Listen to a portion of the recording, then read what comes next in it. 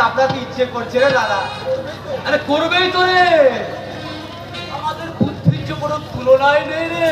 শালা একই পুকুরে দুবার জাল ফেলেছি, দেখি এবার কি মাছ ওঠে।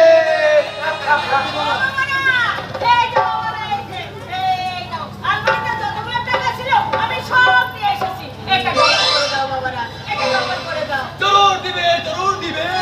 वो रुपया को दो हाथ से पकड़े, आँख बंद करके यहाँ बैठ बेटी। बस हम लोग काम चालू करें। ঠিক আছে বাবা, ঠিক আছে। जय जय रघुपति राम, राजा राम, पतित पावन सिया।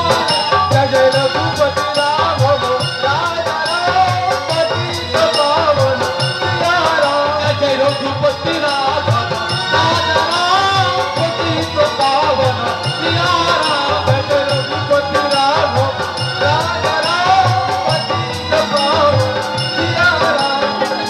को कृपा कर भगवान, सिया को नमस्कार सिया राम। इनको कृपा कर भगवान, सिया को नमस्कार सिया राम। जय जय रघुपति राम, पतित पावन सिया राम। जय रघुपति राम, राजा राम, पतित पावन सिया राम। পড়ে থাকো মা জননী, পড়ে থাকো। রোশনের বন্ধে আচ্ছন্ন হয়ে তুমি এভাবেই পড়ে থাকো। আর এই সেই সুযোগ আমরা একেবারে পলান পার হয়ে যাবে, পলান পার।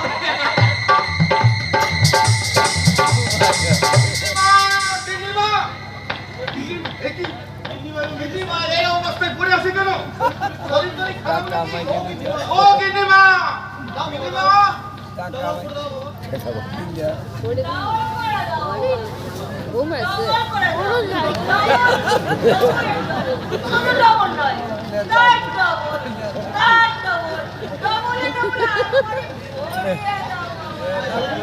ভাই করি গিন্নিমা তো দেখছি ভর দুপুরে স্বপ্ন দেখছে।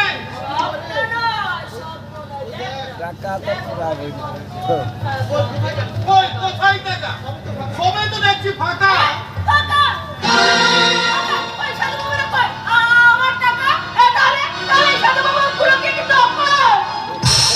কি দাদা বলছে? কে সাধু বাবা? আর কিসের সাধু বাবা? আর কিসের টাকা?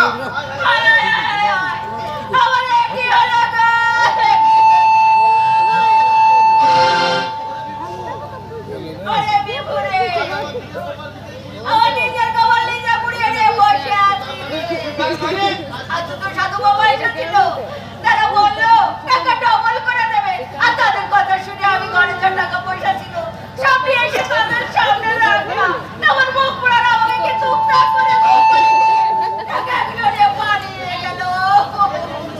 এ কি করেছো তুমি?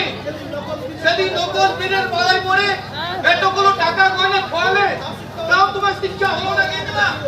ওরে আমার একই সর্বনাশ হলো রে বিভু। এখন এই কেঁদে কি হবে গিন্নিমা? কত লোক যে তোমার কথাকার কে সাধু বাবা, তাদেরকে বিশ্বাস করে তুমি টাকা ডবল করে নিতে পারছো, তারপর তুমি বিভু তুই আমি চাকর বাকর মানুষ, কোন বুদ্ধি কম হলো, কিন্তু এতটুকু আমি কম তত্ত্ব বুঝি, কেউ কখনো টাকা ডবল করে দিতে পারতো না। আরে বাবা, ওরা যদি টাকা ডবল করে দিতে পারতো তাহলে তো ওরাই তো কোটি কোটি টাকা মালিক হতো। এত বোকা কেন গো তোমরা? আমাকে জ্ঞান না দিয়ে যা, ছুটে যা, বেশি দূর যেতে পারিনি, মুখ পুরাকে খুঁজে নিয়ে আরে গেলি। যাচ্ছি, তবে খুঁজে পাবো কিনা জানি না গিন্নিমা। আমারই হয়েছে যত জ্বালা, সারা কাজকর্ম ছেড়ে এবার সাধুর পেছনে ছোট, যত সব জ্বালা। ওরে আটকুড়ির বেটা রে, তোদের ভালো হবে না, সর্বনাশ হয়ে যাবে, যে রাত্রি পার হবে না, বংশে বাঁধে দিতে কেউ থাকবে না রে। আয় আয় আয় রে। আমি শুনলাম মা, তুমি নাকি দুজন সাধুর পাল্লায় পড়ে অনেকগুলো টাকা খুইয়েছো।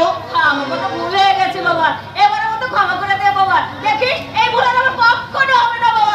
ভুল স্বীকার করলেই সব সমস্যার সমাধান হয়ে যায় না মা। এই সংসারের এতগুলো টাকা যে আপনি নষ্ট করলেন, তার তার তার ফোনটাকে দায়টা কে নেবে শুনি? এই আটকড়ের বেটা, বেটি, বলে আমার ছেলের পয়সা নষ্ট করিয়া দান খয়রাত করে দি, সে কৈফিয়ত দেওয়ার অধিকার তোকে কে দিয়েছে? আজ অধিকার না থাকলে খুব তাড়াতাড়ি সেই অধিকারটা আমি আদায় করে নেব। তার মানে মানে আমি বলছিলাম কি মা, আমরা আমাদের পুরানো সম্পর্কটা আবার নতুন করে জোড়া লাগাতে চাই। পুরনো সম্পর্ক মানে? তুমি তো জানো মা, আমি শিল্পাকে ভালোবাসতাম। একটা দুর্ঘটনার কারণে ও দাদার সঙ্গে বিয়ে হলো, আমরা দুজনকে দুজন এখনো ভালো আছি, তাই আমরা আবার বিয়ে করতে চাই। নীলু, ওই তোকে মাথা খারাপ হয়ে গেছে, আর তুই মেয়ে পেলি না, সেটাকে না বিয়ে করা মেয়েকে? তাতে কি হয়েছে? আরে মানে একবারই বিয়ে হয়ে গেছে বলে কি আমি পৌঁছে গেছি? শুনুন না, ওসব পুরনো ধ্যান ধারণা মন থেকে মুছে ফেলে দে।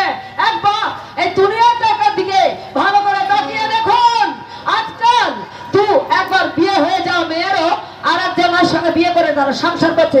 এমনকি তুই একটা বাচ্চা কাচ্চা হয়ে যাওয়ার পরও অন্য আর একজনের সঙ্গে বিয়ে করে তারা সুখে সংসার করছে। এখনই বেটি, কে কোথায় কি করছে সেটা আমার জানার দরকার নেই। নীলুর সঙ্গে তোর এই বিয়ে আমি কিছুতেই হতে দেব না।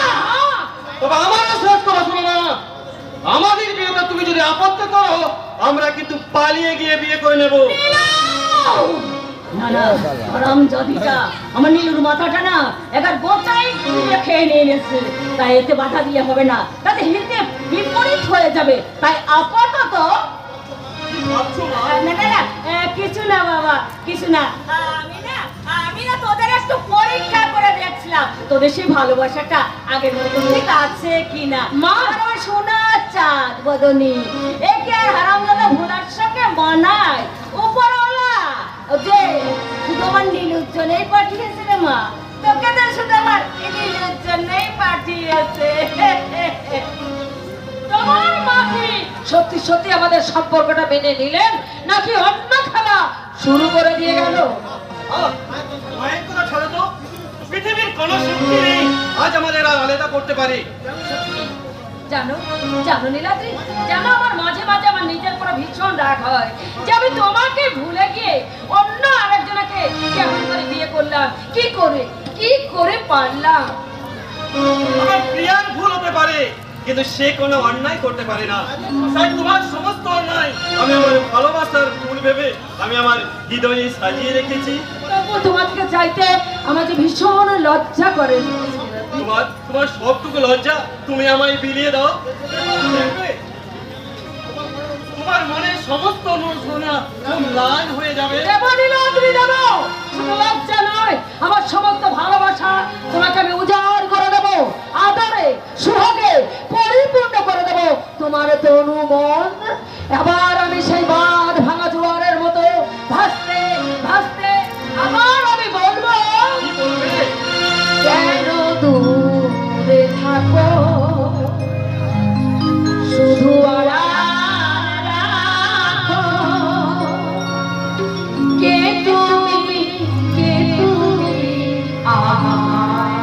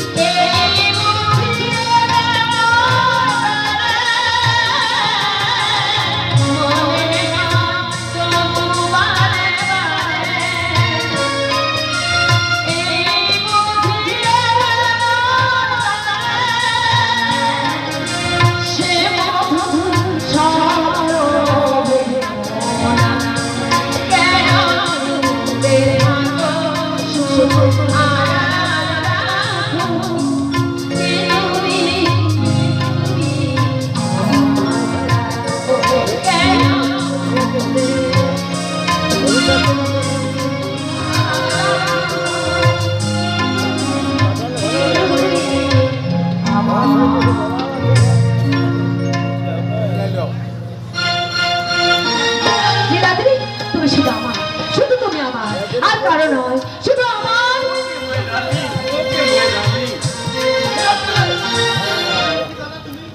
কি দাদা তুমি? আমি তোর দাদা, আর দাদার বৌদি হয়ে হতভাগা, বউ নয়। যে বৌদি মায়ের সমান, তার সঙ্গে অসভ্যতা করতে তোর লজ্জা করছে না? কিসের লজ্জা? ও তোমার বউ হলো, ও ছিল আমার আগে প্রেমিকা। প্রয়োজন নেই, কিন্তু তো একটা কথা মনে রাখিস, ও এখন আমার স্ত্রী, আর আমার স্ত্রীর সঙ্গে কে অসভ্যতা করুক, এটা কিন্তু আমি একদম চুপ করো! তুমি ভাবলে কি করে যে তোমার মতো একজন হাঁটা আমার কাকুর স্ত্রী পরিচয় দিতে আমারও লজ্জা করে? লজ্জা! রক্ত হোস্টার কলঙ্ক থেকে মুক্তি পেতে এই হাঁদামার্কা মানুষ টাকায় তুমি সিঁদুর করেছিলে, সেদিন তোমার লজ্জা করছিল না? আর কুলি কুলি বলে যাকে বিদ্রুপ করছে, সে তার জন্য পুলিশ এসেছে। তোমার টাকার চাহিদা মেটাবার জন্য নয়, তোমার মন পাওয়ার জন্য নয়। শোনো, হাজার চেষ্টা করলেও কোনোদিন কোনোদিনও তুমি আমার মন পাবে না। জানি তো, আর সেদিন তো আমি আমার অধিকার জোর করে আদায় করবো। ছেড়ে দাও, ছাড়ো। এসো, ওর হাতটা ছেড়ে দাদা, খবরদার! আমি কিন্তু খবরদার! একটা কথা মনে রাখিস, ওকে আমার স্ত্রী। হুম? আমার স্ত্রীটাকে তুমি বিক্রম করবে, তাই না? আজ আমি তোমাকে এমন বুঝাবো যে স্বামী হিসাবে একজন অবাধ্য স্ত্রীকে সাহায্য করার ক্ষমতা আমার আছে কিনা। ছেড়ে বলছি, লম্বা, ইতো, যাও, ছেড়ে বলছি, গন্ডা। দাদা, দাদা, তুই এসেছিস। দাদা, তুই এসেছিস, দেখ, নিজের চোখে দেখ, আমার স্বামী আমার উপর কেমন ভাবে টর্চার করতে, তুই দেখ। কি বলে? যাকে আমি কোনোদিন ধমক পর্যন্ত দিইনি, সে কিনা তোর উপর টর্চার? না না না, ও মিথ্যে কথা বলছে। না, মিথ্যে নয়, আমি নিজের ঘটনার সাক্ষী। আমি বেঁচে ফেরার পর থেকে দাদা বৌদির উপর প্রচন্ড প্রচন্ড নির্যাতন করে। কিন্তু কেন? আসলে জানো দাদা, আমরা দুজনকে ভালোবাসতাম, কিন্তু বিশ্বাস করো, আমার দাদার সঙ্গে বিয়ে হওয়ার পর থেকে আমি আমার বৌদিকে মায়ের মতো ভালোবাসি। রোজ সকালে উঠে হাত জোর করে প্রণাম করি, পায়ে ধরে প্রণাম করি। নীলাদ্রি, কিন্তু এই দাদার মনটা এতই ছোট যে আমার এই বৌদির সঙ্গে কথা বলতে দেখলে মিথ্যে সন্দেহ করে, নীলাদ্রি! মারধর করে। আপনি আপনি একটা বিট করে যান দাদা, আপনি একটা বিট করে যান, নইলে মিথ্যে সন্দেহের বসে আমার ইষ্ট বৌদিকে এই দাদা মিথ্যে সন্দেহের বসে কোনোদিন কুনে করে ফেলবে। নীলাদ্রি, নীলাদ্রি, এটা তুই কি বলিস রে ভাই? তুই আমার তুমি এত বড় মিথ্যা বদনাম দিয়েছিস। তোমাকে আমার দাদার সামনে আর ভালো মানুষই দেখাতে হবে না। শোনো দাদা, শোনো, নীলাদ্রি যা বলে গেল সেটাই কিন্তু অতি সামান্য। জানো দাদা, তোরা বিয়ের বরপণ দিতে পারিসনি বলে ও আমাকে সবসময় মারধর করে, আর বলে যে আমাকে 3 লাখ টাকা আর 20 ভরি সোনা দিতে হবে, আর তা যদি দিতে না পারো তাহলে দিতে যদি না পারো তাহলে আমার মেরে ফেলে দিয়ে আমার গলায় দড়ি মেরে টানিয়ে দেবে। এতগুলো মিথ্যে কথাগুলো বলতে তোমার জিভটা একটু কাঁপলো না? শোনো, যে সত্যি আজকে আমি মিথ্যা বলছে সেটা আমরা পুলিশরাই ভালো করে জানে। দাদা, চাকরির নিয়ে ব্যস্ততার কারণে আমি আগে তোর বাড়ি আসতে পারিনি রে বোন। এই গতকাল লোকাল থানায় জয়েন করে এই শুভ সংবাদটা দিবার জন্য আমি তোর কাছে ছুটে এসেছিলাম, কিন্তু এখানে এসে যা বুঝলাম তাতে মনে হচ্ছে এই অমানুষটার সাথে বিয়ে না হয়ে সেদিন তোর লগ্ন বসটা হয় ভালো ছিল না। ঠিক বলেছিস দাদা। তুই ঠিক বলেছিস, লগ্ন ভ্রষ্টা যন্ত্রণা নিয়ে আমি যদি থাকতাম সেটাই আমি শান্তিতে বেঁচে থাকতে পারতাম, কিন্তু এখানে আমি যে সব সময় খুন হয়ে যাওয়ার আশঙ্কায় যে আমি অস্থির হয়ে থাকবো। আমি বেঁচে থাকতে এই জানোয়ারটা তোর কিচ্ছু করতে পারবে না রে বল। বল বল বল বল, কি চাস এখন, কি চাস বল। বিচার চাই দাদা। হ্যাঁ, বিচার। আমি ওর সঙ্গে থাকতে চাই না দাদা, আমি তাই ডিভোর্স চাই, ডিভোর্স। কারণ আমি এখানে থাকলেই তাই আমি ডিভোর্স চাই। আর বিরুদ্ধে আমি ডিভোর্স আর বোধে অনেক চাদরের তুই শাস্তি দে দাদা, শাস্তি। ওকে আমি এমন শাস্তি দেব যা দেখে কোন স্বামী তার স্ত্রীর গায়ে হাত তোলার সাহস পাবে না। ছয় আজকাল আমার বোনকে নির্যাতন করার অপরাধে আমি তোমাকে অ্যারেস্ট করলাম। বিশাল, আমার ছেলেকে আপনি অ্যারেস্ট করেছেন কেন? কি করেছো? বধূ নির্যাতন মিথ্যে কথা। মিথ্যে নয়। আমি পুলিশ অফিসার হলো আমার আরেকটা পরিচয়, আমি হচ্ছে শিল্পার দাদা। আর আমি নিজের চোখে আমার বোনের উপর অত্যাচার করতে দেখেছি। কিন্তু এ কথা তো বৌমা আমাদের কোনোদিনই তো বলেনি। অনেকবার আপনাদের আমি বলবার চেষ্টা করেছি, কিন্তু কিন্তু আমাদের প্রাণে মেরে ফেলবার ভয় দেখাবো বলে আমি বলতে পারিনি বাবা। ওরা তোমাকে প্রাণে মারা হুমকি দিত?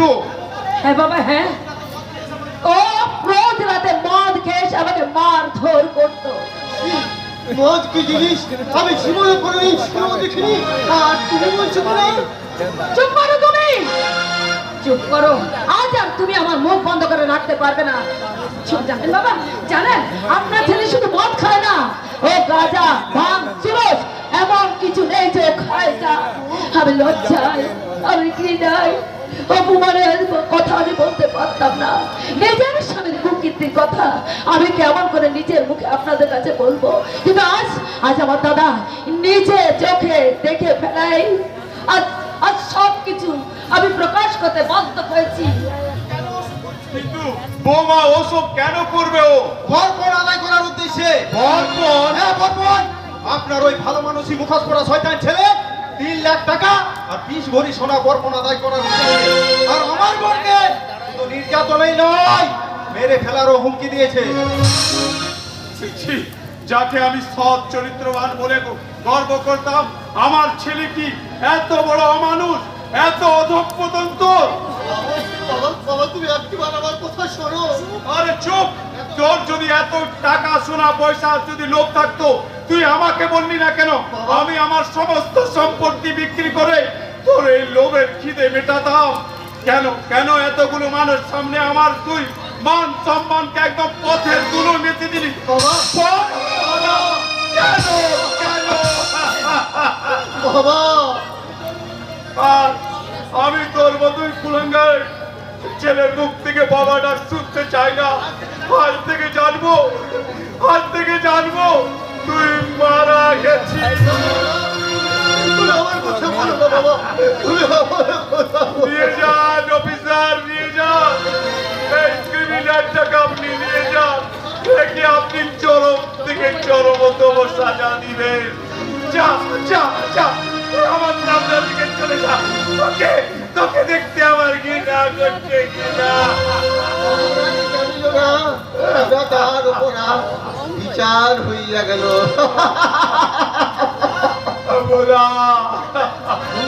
খুব ঘেন্না করছে তাই না বাবা? যাকে তুমি ছোট থেকে নিজের সততার আদর্শ দিয়ে মানুষ করে গড়ে তুললে, তাকে আজ তুমি চিনতে পারলে না বাবা। এদের মিথ্যের কাছে হার স্বীকার করে নিজের রক্তকে তুমি আজ অবিশ্বাস করে নিলে বাবা। নিজের রক্তকে অবিশ্বাস করে নিলে। তুমি যখন আমাকে মন থেকে মেরেই ফেলেছো, তখন আমি চিরদিনের মতো বলেছিলাম চলে যাচ্ছি বাবা।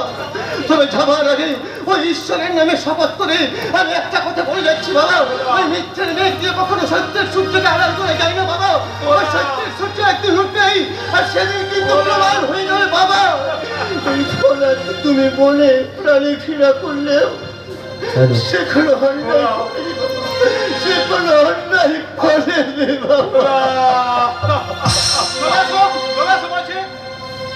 অফিসার, আমাকে একটা মিনিট সময় দিই। ও আমার প্রিয়রা,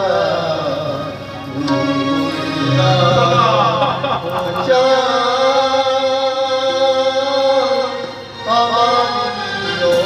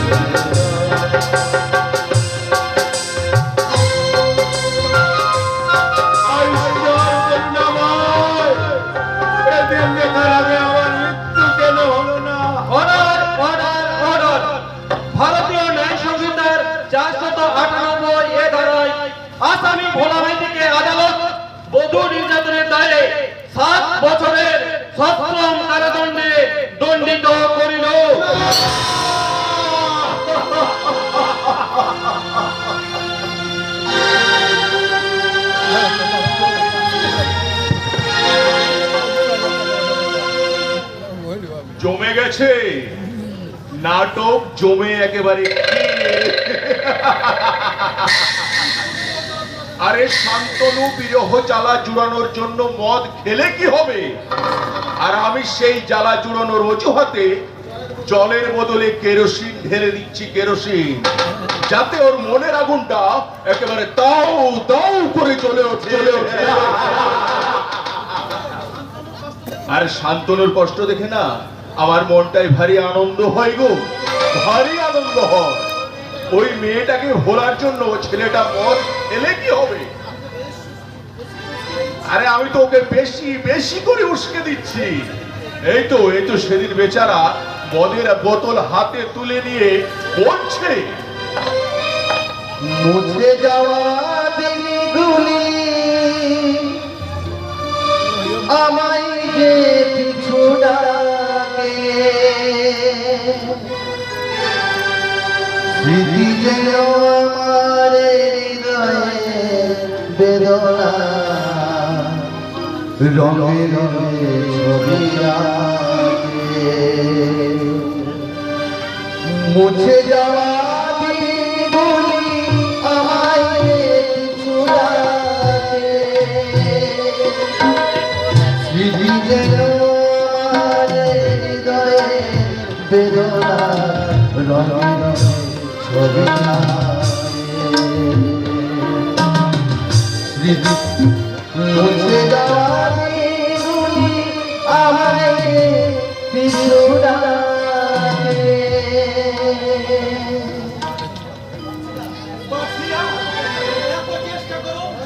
ওই নয়নার স্মৃতি আমি কিছুতেই মন থেকে মুছে ফেলতে পারছি না। কেমন করে পারবো? ওকে যে আমি মন প্রাণ উজাড় করে ভালোবেসেছিলাম, কিন্তু কোনোভাবে আমার ভালোবাসার মূল্য দিল না। কিন্তু আজ যদি একটিবার কাছে পেতাম তাহলে বলতাম যে এতক্ষণ হয়ে গেছে, আজ আমি বেকার নই, আজ আমি পুলিশের চাকরি পেয়েছি, তবু কি তোমার যোগ্য হতে পারিনি। না না না না, তুমি তোমার অঞ্জনকে নিয়ে নতুন করে জীবন শুরু করো নইলা, আর আমি হারিয়ে যাই ওই দুঃখের নরকে, দুঃখের নরকে। দেখবি বাবা, তুই পুলিশের পোশাক পরে মদ খাচ্ছিস? আরে এতে তো পুলিশের পোশাকের মর্যাদাটা একেবারে নষ্ট হয়ে যাবে রে। এই পোশাকটা পরে ঘুষ খেলে যখন পোশাকটার মর্যাদা নষ্ট হয়নি কাকা, তখন আমি মদ খেলে মর্যাদা নষ্ট হবে কেন? আরে বাবা, পুলিশের ঘুষ খাওয়াটা অন্যায় নয় রে, এটা হচ্ছে ওদের অন্য আয়। কিন্তু এটা তুই কি করছিস বাবা? আরে এমনিতেই তো পুলিশের বদনামের শেষ নেই।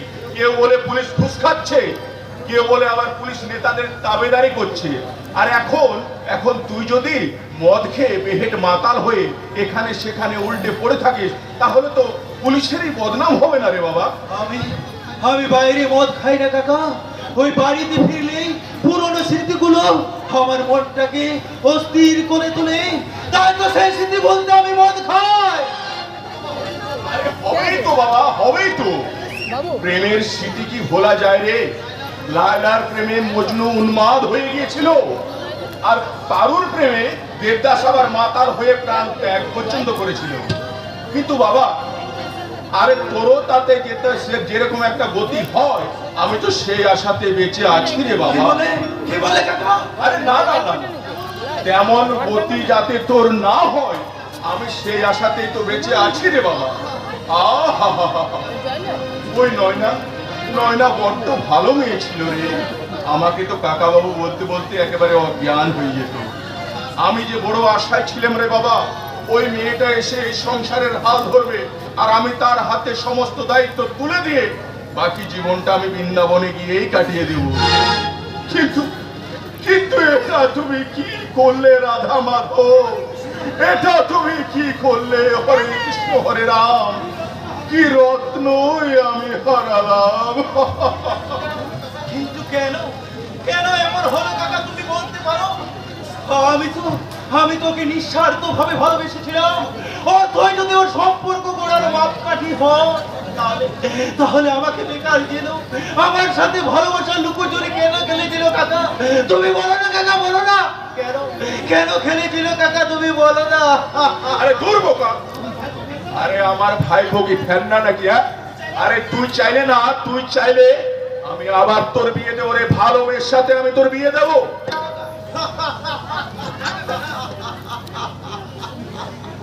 এ হয় না কাকা, এ হয় না, এ হতে পারে না। মন শুধু একজনকে দেওয়া যায়, ভালোবাসা শুধু একজনের সাথে হয়।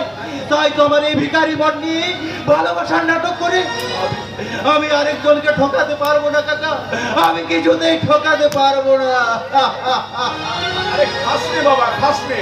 ওই মত আর তোর কষ্ট দেখে না, তোর কষ্ট দেখে আমার একেবারে বুকটা ফেটে যাচ্ছে রে, ফেটে যাচ্ছে। বিরহের চেয়ে বড় কষ্ট আর কি কিছু হতে পারে? সেই কষ্ট ভুলতেই তো আমি মদ খাই কাকা। মদের নেশায় যতক্ষণ আমায় ঘুম পাড়িয়ে রাখি, ততক্ষণ যে আমি বড় শান্তি পাই।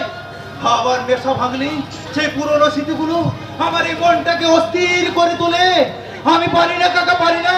সেই না পাওয়ার নীরব যন্ত্রণা আমি যে আর কিছুতেই সহ্য করতে পারি না কাকা, আমি যে কিছুতেই সহ্য করতে পারি না। আরে খাস রে বাবা, খাস নে। ওই ওই মদ তুই আর খাস নে বাবা, খাস নে। এরপরও তুমি আমায় মদ খেতে বারণ করছো কাকা?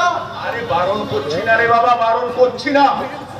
আসলে এটা হচ্ছে বিদেশি মদ, এটাতে না একদম নেশা নেই রে।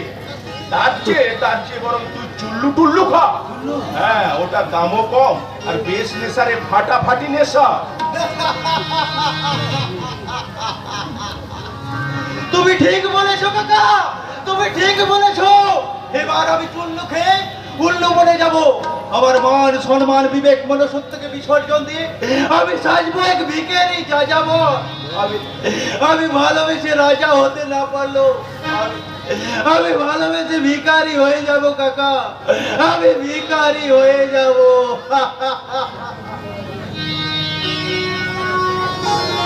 ভিখারি তো তোকে আমি বানাবো রে হারামজাদা।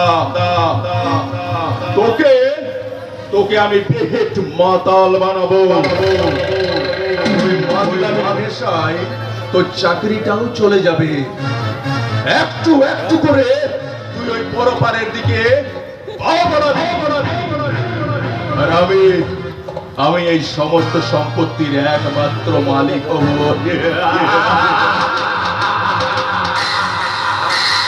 হরে কৃষ্ণ হরে রাম। মামা গো, আমি চলে এলাম। আরে আয় আয় আয়, এই মাত্র না আমি তোর কথাই ভাবছিলাম রে। আরে তোকে আর বেকার বাউন্ডলের মতো ভবঘুরের মতো এখানে সেখানে ঘুরে বেড়াতে হবে না। এবার তোর আমি একটা একেবারে পাকাপাকি ব্যবস্থা করে দেবো রে। আমার জন্য পাকাপাকির অবস্থা মামা? আরে হ্যাঁ রে বাবা, আরে তুই আমার মা বাপ মোরা একমাত্র ভাগ্নে রে। তোর একটা গতি করে না দিলে আমি যে মরেও শান্তি পাবো না রে বাবা। আমার জন্য তুমি কি গতি করলে গো মামা? ওই বিরহের জ্বালায় শান্তনুর যা অবস্থা, ও তাতে মদ খেয়ে খেয়ে